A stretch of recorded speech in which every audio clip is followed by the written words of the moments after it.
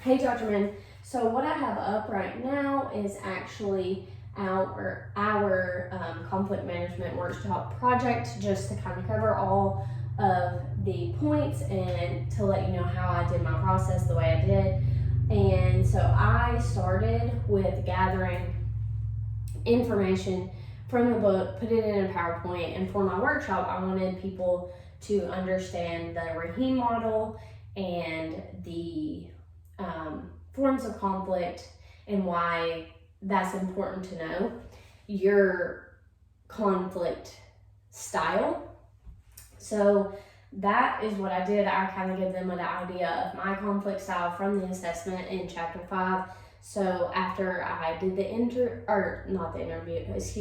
after I did the PowerPoint, I then applied the assessment and a handout explaining the assessment, and then a link on the internet just for people to apply the conflict styles and learn how to use conflict resolution. And I had a couple of different planning processes, mainly just sitting down with the book, but then there was also pulling in all of the different things I wanted to use as activities. And so this is kind of a breakdown of that. And now I'm going to show you, my PowerPoint so you can get an idea. Obviously you'll see the other one too, so I'm not going to stick too long on it. I just wanted you to see it. So this is the conflict styles of management PowerPoint. This is me, and it kind of gives a little information about my conflict management style or conflict style.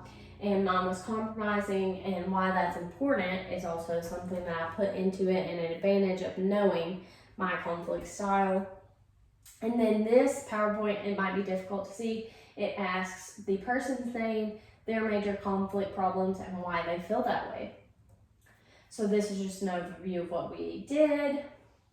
And then I put in a quote that says, the quality of our lives depends on not whether or not we have conflicts, but how we respond to them, by Thomas Crum.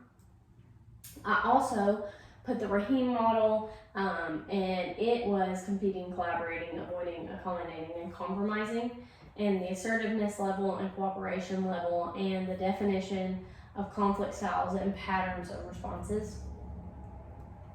And then this is just a breakdown of the version that is on the assessment: obliging, integrating, compromising, avoiding, dominating, which I did explain that it is the same thing, just that's what was on the assessment.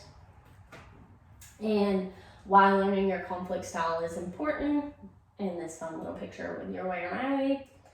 And then this is just a breakdown of each conflict style. This is avoiding, dominating, compromising, obliging, and integrating. And then how can knowing your conflict style help you? And it helps you understand why you react the way you do, the ability to approach your partner the way you need. Conflict is good, just kind of covering those in the power model. And then this is just key takeaways. And then if we escape that, what I'm about to pull up is the conflict styles assessment handout, which explains to the people that are taking it what the conflict style assessment is. And then, let me pull up the actual conflict assessment. And this is just the assessment that you gave us in chapter 5, minus some of the questions. And it just has the adding up, and then avoiding, dominating, obliging, compromising, and integrating. And then I also pulled an internet source that kind of gives people a breakdown of conflict resolution and how they can apply it. So overall, I just wanted to convey what the importance of learning your conflict styles is, and why we did it, and how they could apply it. So this is just kind of a breakdown video of that and what I learned. I learned it's actually difficult to do a workshop and what you're going to talk about and why it's important. So I think that conflict style is really important just to know your conflict style, because it will make a difference possibly in how you and your partner communicate, which I think is very important. And that's really about all.